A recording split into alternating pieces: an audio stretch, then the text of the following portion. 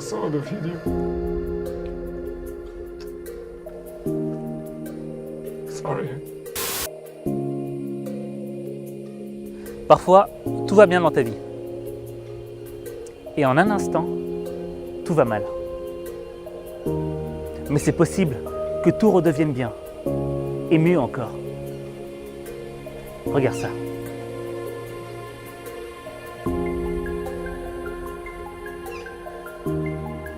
Dans la vie, on doit tous faire face à des choses qu'on n'avait pas vu venir.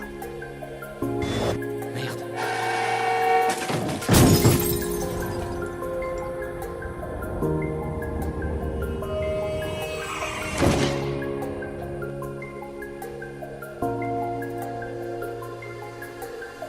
Je te parle du genre de choses qui arrivent le jour où il faut pas.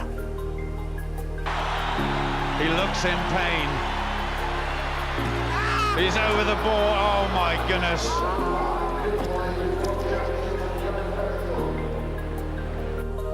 Et c'est difficile de rester motivé quand tu es victime d'une chose que tu n'as pas choisie. Alors que tu as fait tous les sacrifices.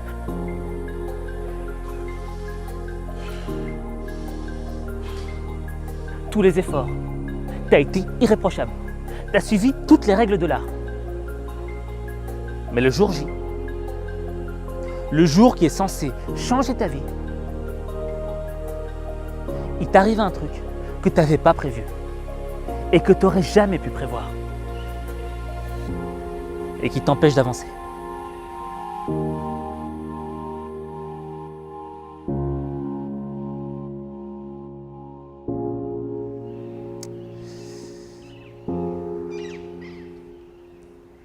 C'est ce qui est arrivé à Cristiano Ronaldo.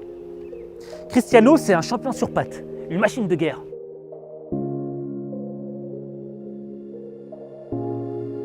Il s'entraîne plus que les autres, il fait plus d'efforts que les autres, plus de sacrifices que les autres, que ce soit le jour ou la nuit.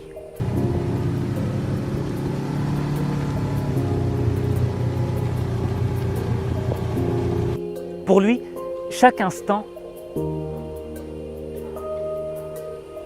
est une opportunité pour devenir meilleur.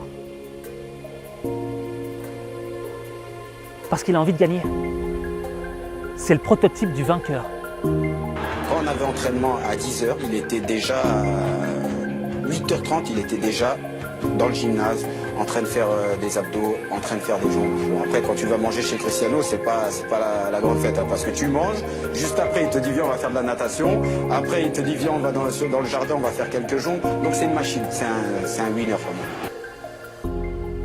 Mais il y a un jour, le jour, où va lui arriver un truc qu'il fallait pas.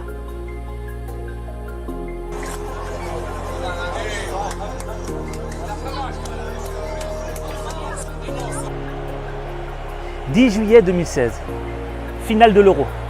Le Portugal affronte la France. La France est favorite, elle joue à domicile. Sans la victoire. On ne part pas d'ici sans la victoire. Je ne bouge pas le stade sans la victoire, les gars. C'est mort.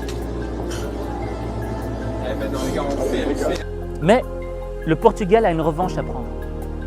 Parce qu'en 2004, ils ont perdu la finale face à la Grèce. Компьютере остается до конца уже добавленного времени. Фантастика! Греция чемпион одним ударом. Сборная Греции создаст невероятно. Donc, Cristiano a l'occasion de faire oublier cette terrible défaite.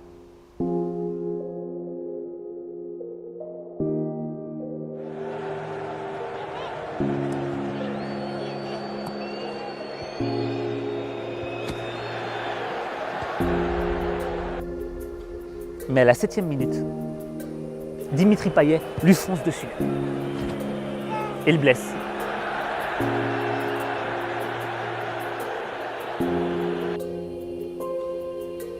Malgré le choc, Cristiano se relève. Il tente le coup.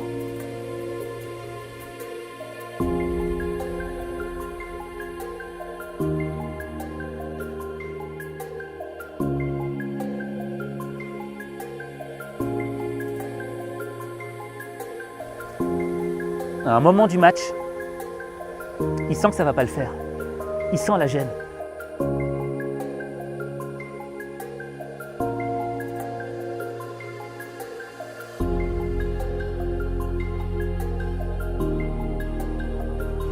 Alors on lui met un bandage. Tu vois, malgré le fait qu'il ressente une blessure, il veut quand même continuer. Il veut quand même essayer. Mais à la 23e minute,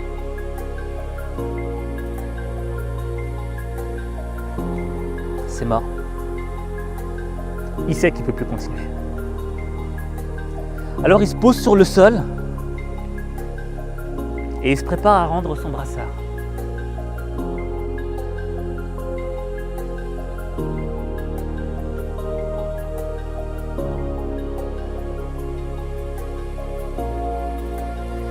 Et au moment où il s'apprête à donner son brassard,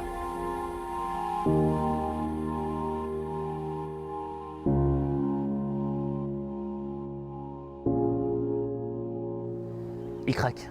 Il ne peut plus contenir ses larmes.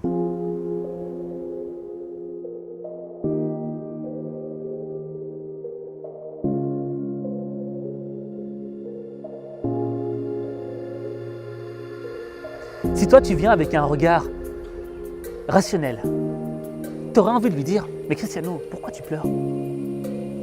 T'es multimillionnaire, t'as gagné X ballons d'or, t'as gagné tant de titres de champion. T'as pas besoin de te plaindre. » Mais ça, c'est le regard en surface. Si tu regardes les choses en profondeur, tu comprendras que tous ces sacrifices, tous ces efforts ne servent pas juste à être le meilleur. Il y a une raison bien plus profonde que ça, bien plus complexe. Donc, on rentrait à la maison à midi et il restait avec moi jusqu'à 18h.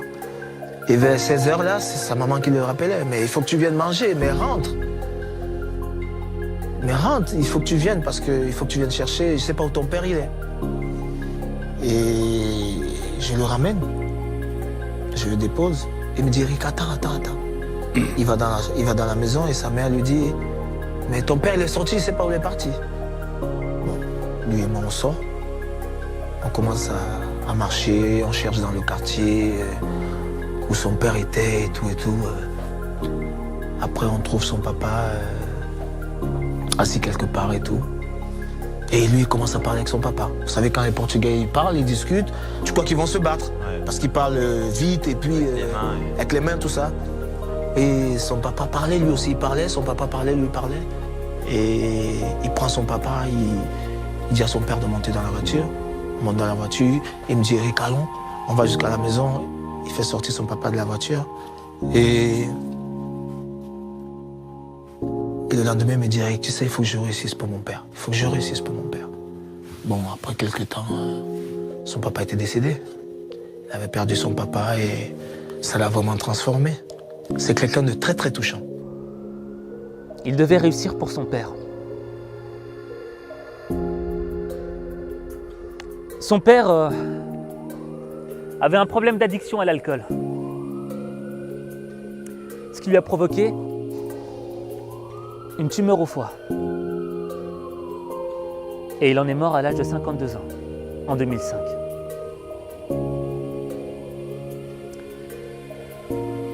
« 2005, juste un an après la défaite en finale. Et c'est un élément très important. Parce que,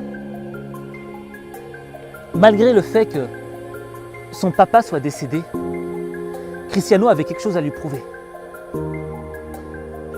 Il devait lui prouver que c'est pas parce qu'il y a eu une défaite qu'on ne peut pas plus tard remporter une victoire.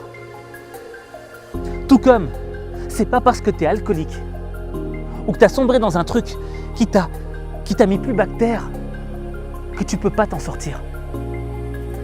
Si tu fais les efforts, tu peux te relever. Sorry. What's the sadness for you? to be the number one, and they don't see nothing. They don't see to receive awards, to see what I He never saw how great you No. became. all Right. my family see, my mom, my brothers, even my old son, but my father, he didn't see that. Malgré que son père était peut-être alcoolique et qu'il faisait des choses qui n'étaient pas bien, il continuait à l'aimer.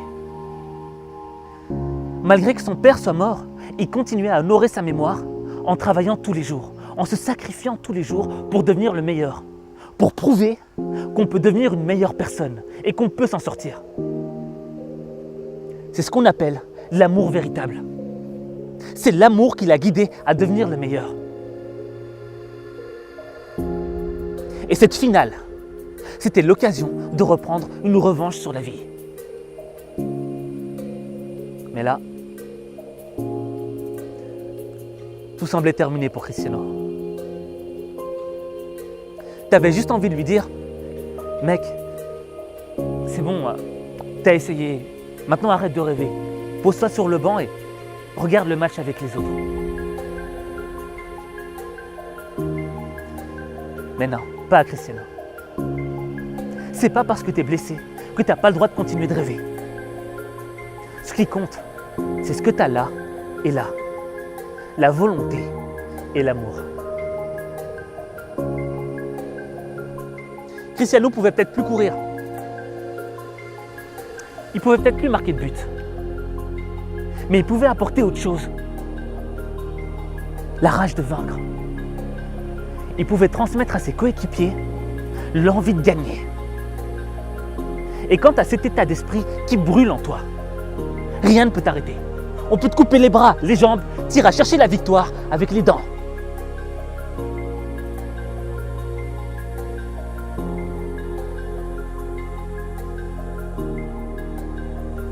Ce qui compte, c'est la raison profonde pour laquelle tu fais les choses. Parce que parfois, ta raison peut être plus grande que ton épreuve. T'as entendu? Ta raison est plus grande que ton épreuve. Et là, tu vois Cristiano qui est en train de gesticuler sur le banc. Il se prend pour le coach. Il bouge dans tous les sens. Tu te dis, mais le mec, il est possédé ou quoi? Il est dingue. Non, il n'est pas dingue, Cristiano. Il est en train de transmettre son énergie positive. Il est en train de sortir tout ce qui lui reste à l'intérieur au service du collectif. Et là, tu t'arrêtes. Tu te poses. Et tu dégustes.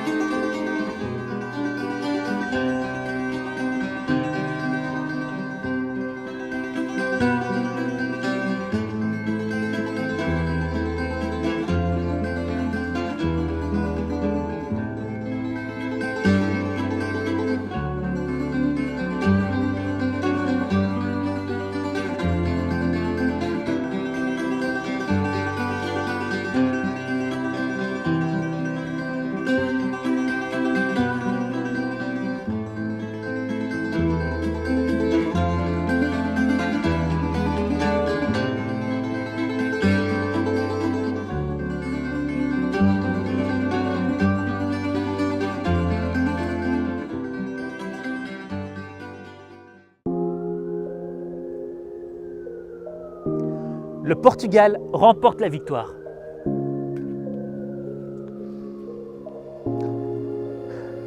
Pour la petite histoire, Eder, le buteur, dira que s'il a marqué, c'est en partie grâce à Cristiano. Parce qu'il l'a motivé à gagner cette partie.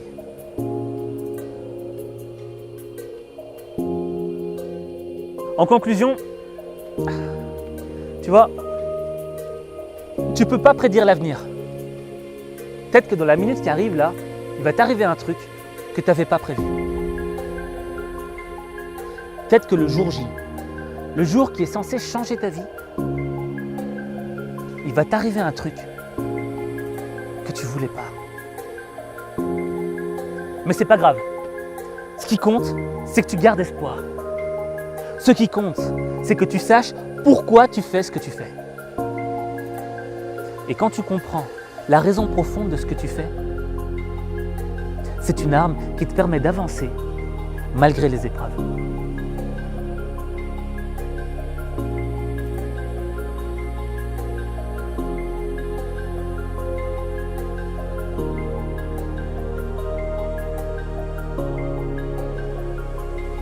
Mais trouver sa raison profonde, trouver son pourquoi, ça demande du travail. C'est une question banale, mais pourquoi je fais ce que je fais? Pour quelle raison? Mais la réponse est tellement complexe, parce qu'il faut chercher au fond de toi. Moi, ça m'a pris du temps de trouver mon pourquoi, de trouver ma raison. Mais je t'assure qu'une fois que tu le trouves, rien ne peut t'arrêter. J'expliquerai à mes conférences la méthode que j'ai appliquée pour trouver mon pourquoi, pour trouver ma raison profonde. Et peut-être que ça va te permettre de la trouver, ou peut-être pas. Tout ce que je peux te garantir, c'est que le jour où tu trouveras ta raison profonde, rien ne pourra t'arrêter. Et il est temps que tu la cherches. Parce qu'il y a une seule chose dont on est sûr dans la vie, c'est qu'un jour, on va mourir. Et quand tu sais que peut-être demain, tu pourrais partir, il est temps qu'aujourd'hui, tu prennes toutes les dispositions pour savoir pourquoi tu as envie d'accomplir tel rêve. Ce rêve qui est dans ta tête, dans ton cœur, il n'est pas arrivé par hasard. Il y a une raison. Et le jour où tu sais quelle est cette raison, rien ne t'arrête. On pourra te critiquer, j'avance. On pourra te dire t'es nul, j'avance. On pourra te dire laisse tomber, je continue d'avancer. Faut croire en toi, mec. Faut croire en toi. Alors défie tes rêves. Défie tes rêves. Parce qu'il n'y a que toi qui peux le faire. Il n'y a que toi.